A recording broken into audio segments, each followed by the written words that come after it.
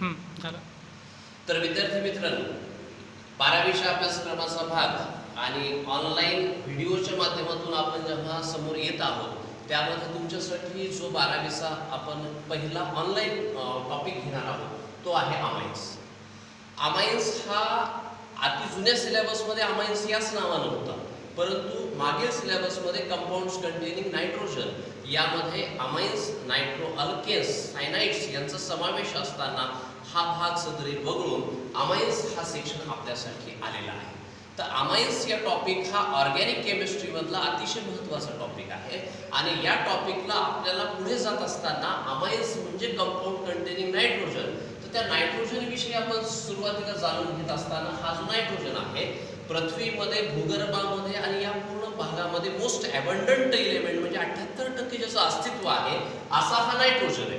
या नायट्रोजन विषयी आपण जर पहिले पाहिलं तर हा 7 नंबरचा नायट्रोजन जो आहे हा 2,5, त्याच्या पहिल्या कक्षेमध्ये 2 इलेक्ट्रॉन आहेत, दुसऱ्या कक्षेमध्ये 5 इलेक्ट्रॉन आहेत आणि यामुळे त्याला ऑक्टेट कंप्लीट करण्यासाठी लागणाऱ्या इलेक्ट्रॉनची संख्या ही 3 असल्या कारणानं नायट्रोजनची व्हॅलन्सी जी आहे ही आहे 3. व्हॅलन्सी ज्याला म्हणतो आपण कंबायनिंग कॅपॅसिटी ऑफ द इलेमेंट, याला आपण व्हॅलन्सी असं म्हणतो, ज्याला बॉन्ड तयार करण्याची कॅपॅसिटी आहे, ज्याला ऑक्टेट कंप्लीट करायचं, ज्याला सॅटिस्फाय व्हायचं आहे, हा नियम जो आहे हा नायट्रोजनसाठी लावला तर व्हॅलन्सी ऑफ नायट्रोजन ही प्रामुख्याने तुम्हाला 3 ही पाहायला मिळेल.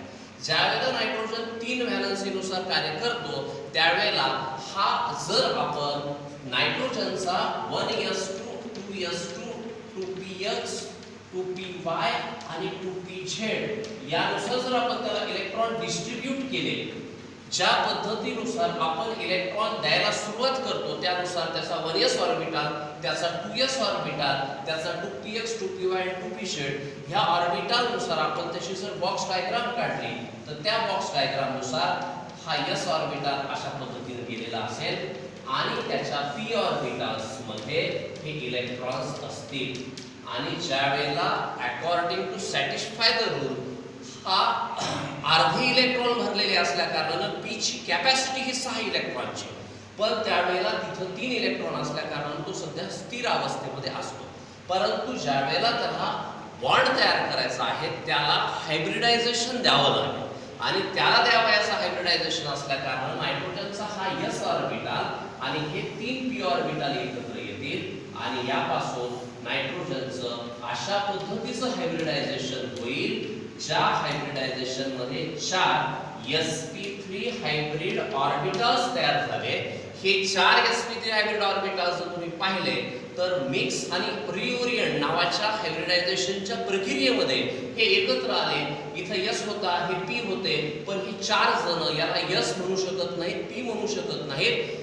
युनिफॉर्म एनर्जी आणि शेप असणारे हे हायब्रिड ऑर्बिटल यामध्ये प्रामुख्याने हे 3 ऑर्बिटल्स जे आहेत, 3 ऑर्बिटल्स यांच्याकडे प्रत्येकी एक अनपेअर्ड इलेक्ट्रॉन आहे आणि हा जो आहे याच्याकडे पेअर्ड इलेक्ट्रॉन आहे. sp3 हायब्रिडायझेशनच्या नियमानुसार जो कुठला ॲटम sp3 हायब्रिडायझेशन देतो त्याचा सर्वात महत्त्वाचा भाग असा असतो की त्याचा आकार हा टेट्राहेड्रल आकार असायला पाहिजे. त्यानुसार हा जो नायट्रोजन आहे हा नायट्रोजन या पद्धतीचा टेट्राहेड्रल आकार त्याला यायला पाहिजे, असायला पाहिजे होता.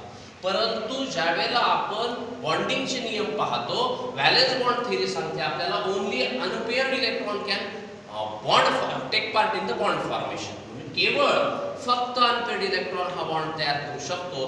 त्यानुसार 4 sp3 हायब्रिड ऑर्बिटल पैकी केवळ फक्त 3च हायब्रिड ऑर्बिटल्स हे बॉन्ड तयार करू शकतात आणि म्हणून नायट्रोजनची अवस्था ही अशी झाली ज्याला बॉन्ड तयार करता येत नाही तो नायट्रोजनच्या डोक्यावर या पद्धतीने राहतो आणि याला आपण लोन पेअर ऑफ इलेक्ट्रॉन असं म्हणतो.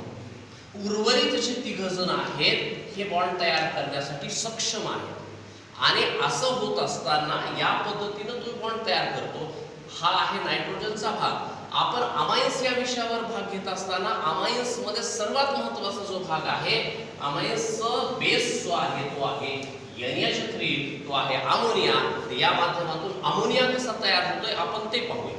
नायट्रोजनने 3 हायड्रोजन सोबत बॉन्ड तयार करत असताना प्रत्येक हायड्रोजनचा एक हा अशा पद्धतीचा एक इलेक्ट्रॉन घेत हा NH3 तयार झाला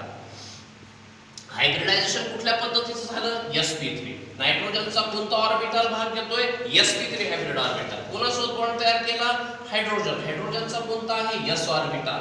मग कुठल्या प्रकारचा हा बॉन्ड तयार झाला? sp3 आणि s यांच्यामध्ये तयार झालेला हा बॉन्ड हा कोव्हॅलंट बॉन्ड आहे आणि हा कोव्हॅलंट बॉन्ड हा n डॅश h पद्धतीने तयार झाला. सदरील हे स्ट्रक्चर आपण जेव्हा पाहतो तेव्हा आपल्याला पाहायला मिळतं की सिंगल 3 बॉन्ड त्याच्याकडे पाहायला मिळतील.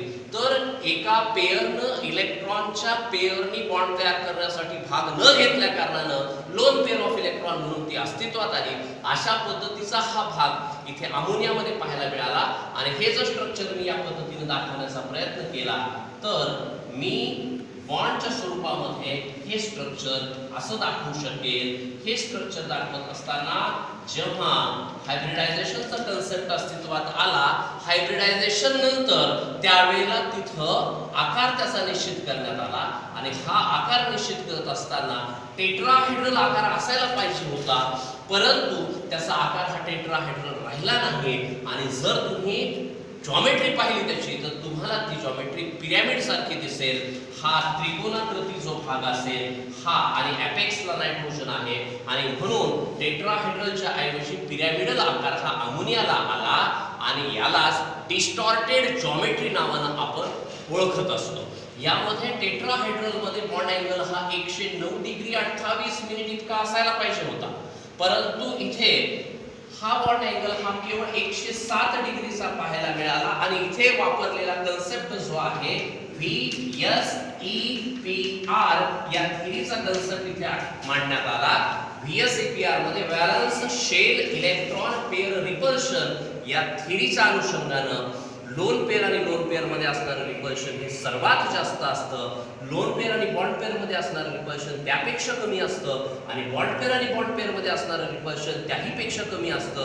या अनुषंगाने जेव्हा ही थिअरी मांडण्यात आली, एक लोन पेअर असल्याच्या नंतर बॉन्ड अँगल हा जवळपास 2.5 डिग्रीने कमी होतो आणि म्हणून 109 डिग्री 28 मिनिट याच्या ऐवजी बॉन्ड अँगल झाला हा 160. हा आहे अमोनियाचं स्ट्रक्चर. अमोनिया विषयी आपण सांगत असताना अमोनियाचं अस्तित्व, अमोनियापासून अमाईनची निर्मिती झाली, कारण ज्या टॉपिकला आपल्याला जायचं त्याच्या बॅक साईडला गेल्याशिवाय आपण समोर येऊ शकणार नाही. या अमोनियापासून पुढे जाण्याच्या पूर्वी हा अमोनिया जो आहे पिरॅमिड, आपण वास्तुशास्त्रामध्ये पाहतो घरामध्ये देखील पिरॅमिड्स लावलेले असतात. याचं कारण आहे पिरॅमिड एक ऊर्जा असणारं एक स्तोत्र असतं, सोर्स असतो, त्याच्यामध्ये प्रचंड ऊर्जा असते. आणि मग एका शास्त्रज्ञाने अमोनियाला फोडण्याचा प्रयत्न केला आणि एका अमोनियाला फोडण्याच्या प्रयत्नामध्ये इतकी प्रचंड एनर्जी निघाली की 20 फूट लांब असलेला लोखंडाचा गोळा देखील काही सेकंदात गरम झाला. इतकी गरम किंवा हॉट एनर्जी याच्यामध्ये होते आणि तेव्हा शोध लागला MASER या रेजचा, microwave amplification stimulated due to emitted radiations. हा पहिला शोध लागला.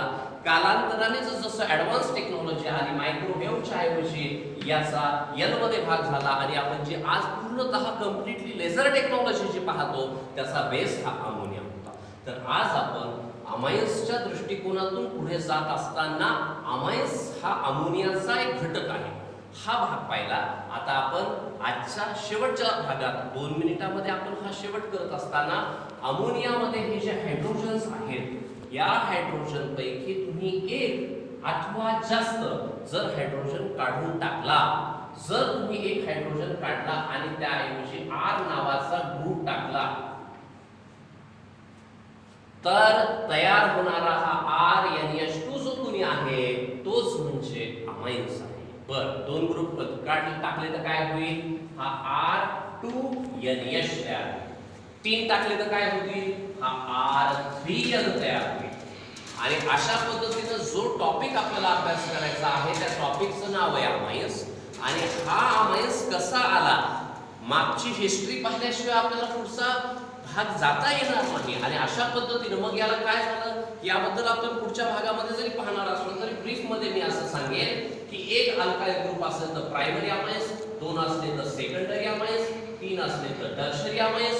या प्रमाणे नंबर ऑफ हायड्रोजन्स वर आधारित मग आपण काय व्याख्या केली अमायन्सची. जर अमायन्स याला म्हणत असो आपण हा अमोनियापासून तयार झालेला असेल तर कुठलाही नवीन तयार झालेला पदार्थ हा जुन्या पदार्थाचा डेरिव्हेटिव्ह असतो. आणि या पद्धतीनं हा अमाईन कोणापासून तयार झाला? अमोनियापासून. काय टाकलं? आर. आर म्हणजे कोण? अल्काईल. म्हणून आपण म्हणलं alkyl derivative of ammonia are known as amines. They are classified into 3 types: primary amines, secondary amine and tertiary amines. आज आपण अमाइन्सचं इंट्रोडक्शन घेतलंय. आपण उद्याच्या भागामध्ये क्लासिफिकेशन आणि नॉमेनक्लेचर हा सेक्शन घेऊ.